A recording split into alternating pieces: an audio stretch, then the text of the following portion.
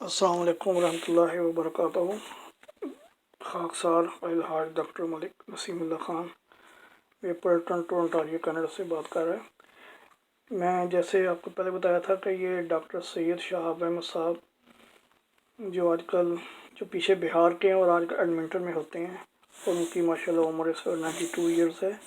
انہوں نے 88 سال میں 2 کتابیں لکھی، ایک بہار کے بزرگوں کے بارے میں اور اور ایک بہار کے صحابہ کرام کے بارے میں۔ تو ان کی جو پہلی کتاب ہے بہار کے صحابہ کرام سے، اس سے میں آپ کو پڑھ کر سنا رہا ہوں۔ تو میں پہلے مولوی حسن علی صاحب کا ذکر کیا تھا، جو صحابی اعظم سید علیہ السلام کے، جنہوں نے 1994 میں بیعت کی تھی اور بہار کے سب سے پہلے صحابی تھے۔ اس کے بعد ان کا یہ بھتیجے ہیں، کیونکہ ان کی اولاد تو ایک ہی بیٹا تھا، 14 سال کی میں فوت ہو گیا۔ یہ بھتیجے خان بہادر محمد صاحب یہ آپ کے پاس ہی رہے تھے، تو ان کے میں وہ حالات بیان کر رہا ہوں۔ تو مزید ان کے بارے میں بتاتا ہوں کہ بچوں کی تعلیم و تربیت کے بارے میں۔ آپ کی ایک بیٹی نعیمہ شکیل کا وہ بیان کرتی ہیں کہ خدا تعالیٰ نے ہمارے والد محترم کو بہت اچھا ذہن دیا تھا اور وہ ہمیشہ پڑھائی میں اچھے تھے۔ یہی شوق وہ اپنے بچوں میں پورا کرنا چاہتے تھے۔ اللہ تعالیٰ نے آپ کو 10 بیٹیاں اور 2 بیٹے عطا فرمائے۔ آپ نے شروع میں عہد کیا تھا کہ ساری بیٹیوں کو ڈاکٹر بناؤں گا اور بیٹوں کو بھی اعلیٰ تعلیم دلاؤں گا تاکہ وہ ڈاکٹر بن کر انسانیت کی خدمت کریں۔ آپ کی 3 بیٹیاں ڈاکٹر بنیں۔ ان تینوں کے بعد چوتھی بیٹی نے 3rd ایئر تک پڑھایا، پھر اس کی شادی ہو گئی تو پڑھائی رک گئی۔ کئی میری بیماری کی وجہ سے ڈاکٹری چھوڑ کر ابا نے BSc BT کروایا اور باقی بہنوں کو MSc کروایا۔ بڑے بیٹے کو MSc جیولوجی کروایا اور چھوٹے بیٹے کو وہ جیوگرافی میں MSc کروایا۔ الحمدللہ۔ آپ کے اعلیٰ اخلاق۔ آپ کی بیٹی نعیمہ شکیل صاحبہ بیان کرتی ہیں کہ محترم والد صاحب کا یہ عالم تھا کہ نوکر چاکر کو بھی آپ کہہ کر بات کیا کرتے تھے۔ غریب بچوں کو اپنے خرچ پر پڑھاتے تھے۔ آپ کے دفتر میں جو بھی پین وغیرہ ہوتے ان سے دریافت فرماتے کہ کتنے بچے ہیں، اور عموماً ان کے لیے اسکول کا خرچہ وغیرہ دیا کرتے تھے۔ گھر میں بھی مالی کے بچوں کو تعلیم دلواتے تھے۔ ہر چھوٹے بڑے امیر غریب سے بہت عزت سے پیش آتے۔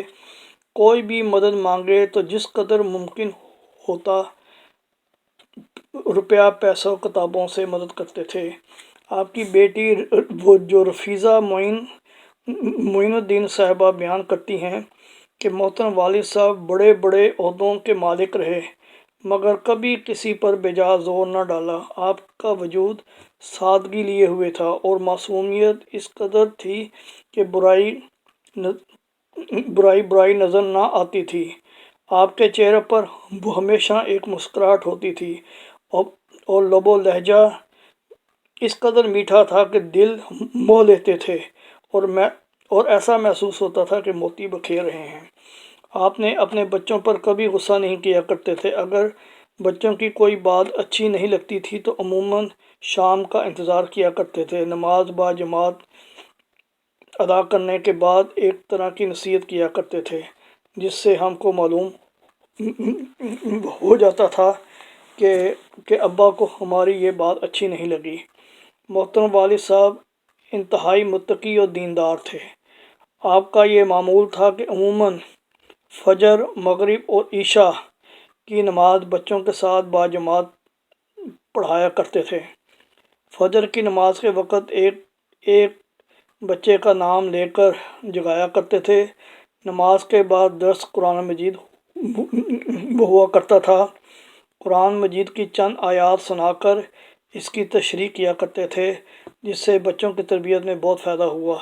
آپ کی بیٹی وہ رفیظہ معین صاحبہ بیان کرتی ہیں کہ ایک بار محترم والد صاحب کی دور کی 2 بہنیں گھر آئی ہوئی تھیں، تو ایک دن صبح اپنی بھانجی اپنی بھابھی یعنی خاکسارہ کی والدہ محترمہ سے کہنے لگی کہ اللہ تعالیٰ اس گھر میں برکت کیوں نہ دے جس گھر میں میاں بیوی دونوں تہجد گزار ہیں۔